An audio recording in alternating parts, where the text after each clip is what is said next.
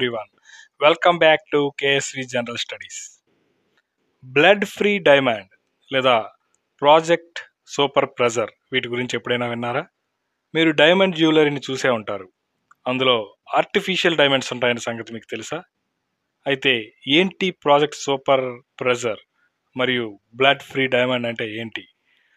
Blood free డైమండ్కి project super ప్రెజర్కి ఉన్న సంబంధం ఏంటి అనుకుంటున్నారా? ఇది జనరల్ ఎలక్ట్రిక్ అనే అమెరికా సంస్థ 1954లో తాము ప్రకటించినంత వరకు ప్రపంచానికి తెలియకుండా చేసిన ఒక రహస్య ప్రాజెక్టే ఈ ప్రాజెక్ట్ సూపర్ ప్రెజర్.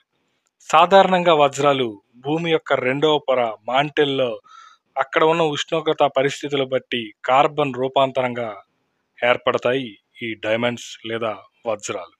అయితే వీటినే ల్యాబొరేటరీలో అటువంటి ప్రెజర్ మరియు టెంపరేచర్ని ఆర్టిఫిషియల్గా క్రియేట్ చేసి ల్యాబ్ ఆరిజినేటెడ్ డైమండ్స్ అంటే ల్యాబ్ గ్రోన్ డైమండ్స్ని ఉత్పత్తి చేయడానికి ఉపయోగించిన పద్ధతినే ఈ ప్రాజెక్ట్ సూపర్ ప్రెజర్ అనే ఒక ప్రాజెక్ట్ ద్వారా సృష్టించారు.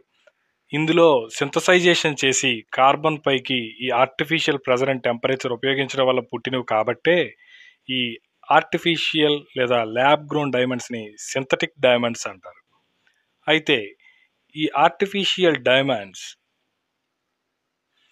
జనరల్ ఎలక్ట్రిక్ అనే అమెరికన్ సంస్థ ఆధ్వర్యంలో అమెరికా భౌతిక రసాయన శాస్త్రవేత్త హోవర్డ్ గారి ఆధ్వర్యంలో చేసిన పరిశోధనలో దీన్ని సాధించింది. తద్వారా ప్రపంచానికి దీన్ని పరిచయం చేసింది. అయితే ప్రస్తుతం ప్రపంచంలో ఈ కృత్రిమ వజ్రాల వ్యాపారం చాలా జోరుగా సాగుతుంది. గణాంకాలను పరిశీలిస్తే 2018లో 3.5% ఉన్న షేర్ 2023కి చాలా ఎక్కువగా పెరిగి ఎంతకు చేరింది అంటే 18.5కి చేరింది.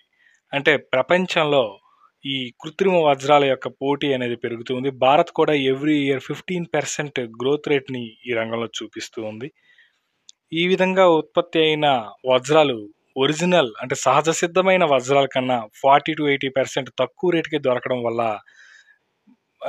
ఎక్కువ మంది ప్రజలు కూడా దీని వైపు మొగ్గు చూపుతున్నారు. అయితే వీటికి బ్లడ్ ఫ్రీ డైమండ్ అనే పేరు ఎందుకు వచ్చింది అంటే సాధారణంగా డైమండ్స్ని గనుల నుంచి తవ్వి తీయడానికి పడ్డ శ్రమ, కాలుష్యం మరియు అక్కడ శ్రామికుల యొక్క హక్కుల హననం వంటివి ఏవీ లేకుండా, జీవహింస లేకుండా, బయోడైవర్సిటీకి ఎఫెక్ట్ లేకుండా తీస్తున్నారు కాబట్టి వీటికి బ్లడ్ ఫ్రీ డైమండ్ అంటారు. అయితే